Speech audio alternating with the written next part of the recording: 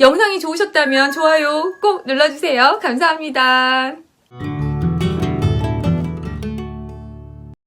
안녕하세요. 소사장 소피아입니다. 이 전 영상 돈을 끌어당기는 방법 솔직한 사람이다라고 생각하시는 이 영상이 굉장히 반응이 뜨거웠는데요.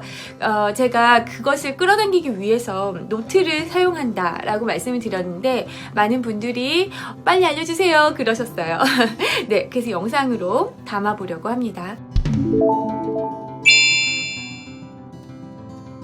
저는 끌어당김의 법칙을 굉장히 믿는 사람인데요. 이제는 우연히 드는 생각들을 하는 게 아니라 제가 의도적으로 생각을 하고 또 끌어당김을 해보려고 노력을 하고 있는 중입니다. 네, 그때 이 노트 쓰기가 굉장히 효과가 있었는데요. 자, 제가 우선 어떻게 쓰고 있는지 말씀을 드릴게요. 저는 이 세 가지 경우에 먼저 이 공책을 피게 되는 것 같습니다. 첫 번째는요, 좋은 일이 있었을 때입니다. 너무너무 행복하고 풍요롭고 좋은 기분이 있을 때, 그런 일들이 있는 날이 있잖아요. 그럴 때는 빨리 여기다가 남기려고 노력합니다. 좋은 일, 행복한 기분이 있을 때는 굉장히 묘사를 풍부하게 해서 쓰려고 합니다.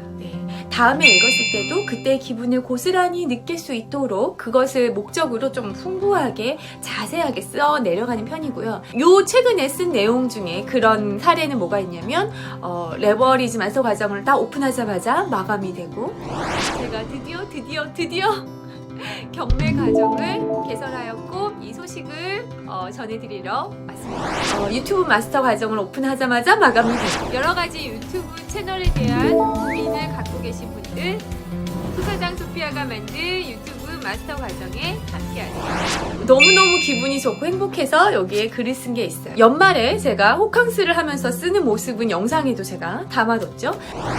아이들을 재워놓고 혼자만의 시간을 가져봅니다. 오늘 느꼈던 느낌을 오래오래 간직하기 위해 기록해둡니다. 얼마 전에 도쿄 여행을 갔을 때도 가족과 이렇게 모두 건강하게 이렇게 풍요롭고 행복한 여행을 할 수 있음이 너무 감사해서 또 글을 남겨놨습니다. 와, 너무 감동적이네. 저 역시도 눈물이 찔끔 났어요. 이것을 쓰는 이유는요, 이 행복한 느낌을 담아둬서 다음에도 읽을 때도 또 그 느낌을 제가 받고 싶어서입니다. 행복한 마음으로 쓰니까 그 느낌이 다 고스란히 담아져 있잖아요. 그리고 감사합니다. 네, 이런 것이 제게 와서 감사합니다. 그리고 또 오게 해주세요. 네, 나는 늘 이렇게 행복합니다. 뭐 이런 식으로 문구도 덧붙이면서요. 네, 감사의 마음 그리고 그 순간의 행복함을 엄청나게 적는 편입니다. 나쁜 일이 있을 때 있잖아요. 그럴 때는 제가 미주알 고주알 무슨 일이 있었고 저 사람이 무슨 얘기를 했고 그래서 내가 기분 나빴고 이렇게 쓰지 않아요. 자세하게 저는 안 씁니다. 네, 좀 간단하게 딱 써버리려고 하고요. 거기에서 제가 느꼈었던 감정을 기분이나 이런 것들을 좀 파고들어서 쓰려고 해요.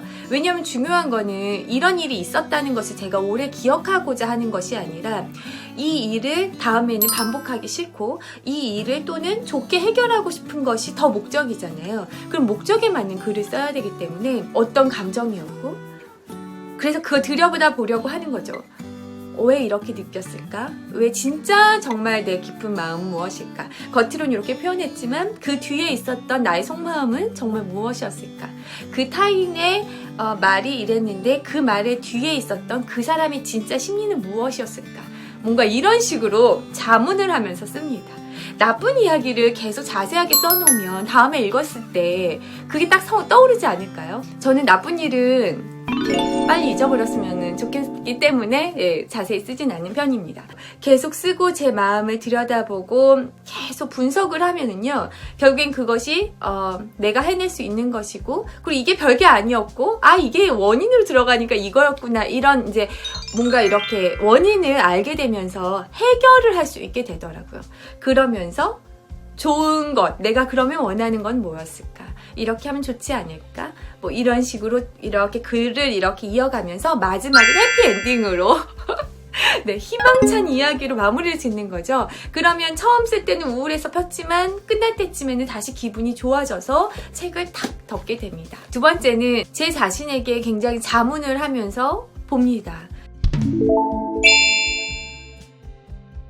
이것저것 스스로에게 계속 질문해요. 네가 원했던 상황은 뭐였어? 이 상황이 돼서 네가 당황스러웠어? 기분이 어땠어? 너가 많이 속상했구나. 속상한 원인이 무엇일까? 이때 기분이 어땠어? 원하는 상황은 뭐야? 이렇게 됐으면 행복했을까? 네가 정말 행복하게 바라는 상황은 뭐였어? 그럼 이걸 이끌려면 어떻게 하는 게 좋았을까? 이런 식으로 꼬리에 꼬리를 무는 질문들을 하게 됩니다. 네. 처음에 먼저 쭉 쓰고요. 그 다음에 질문을 계속 하는 거예요. 그러면 답이 나옵니다. 그리고 그 답이 처음에 답답할 때는 타인에게 있다고 생각을 했기 때문에 답답한 거거든요.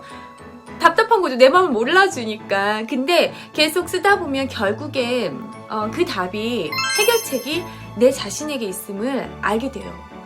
거기에서 희망이 생깁니다. 내가 이렇게 하면 되구나. 내가 이런 생각을 바꾸면 되는 거였구나. 뭐 이런 것들. 네. 그렇게 해서 많이 기분 전환이 되는 것 같아요. 세 번째는 바라는 게 있을 때 씁니다. 예를 들어서 제가 유튜브 마스터 과정을 만들죠. 근데 어떻게 만들어야 될지 잘 모르겠다. 그러면 씁니다. 그냥 우선 붙들고 씁니다. 이런 걸 만들고 싶어. 사람들에게 도움이 됐으면 좋겠어.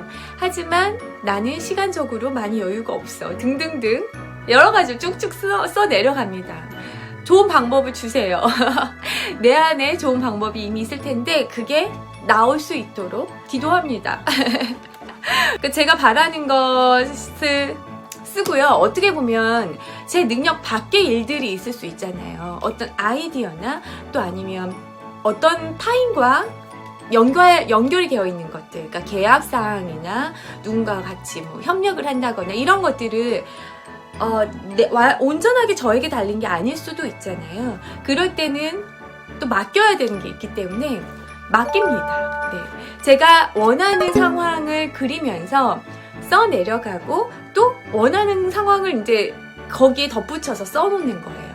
그리고 감사 인사를 합니다. 네. 끌어당김의 이야기인 거죠. 네. 끌어당기고 싶은 이야기들을 쓰는 거죠. 중요한 일을 앞두고도 써요. 예를 들어서 제가 출판사와 계약을 해야 되는 미팅이 있다 하면 씁니다. 미리 상상을 해봐요. 어떤 분이 나오실 것이다. 어떤 이야기가 오간다고 제가 마음대로 상상의 소설을 써보기도 합니다. 그 안에서 나는 이런 이야기를 할 거야. 그리고 내가 중요하다고 생각하는 거는 요 포인트야. 요 포인트를 아주 정확하게 전달을 해야 돼. 이런 식으로 쓰다 보면 저의 마음이 정리가 되고요. 생각이 정리가 되고 실제 미팅에 나왔을 때 당황하지 않고 실수하지 않고 제가 원하고자 하는 이야기를 정확하게 전달을 할 수 있게 되더라고요. 그래서 큰일을 앞두고도 쓰는 편입니다.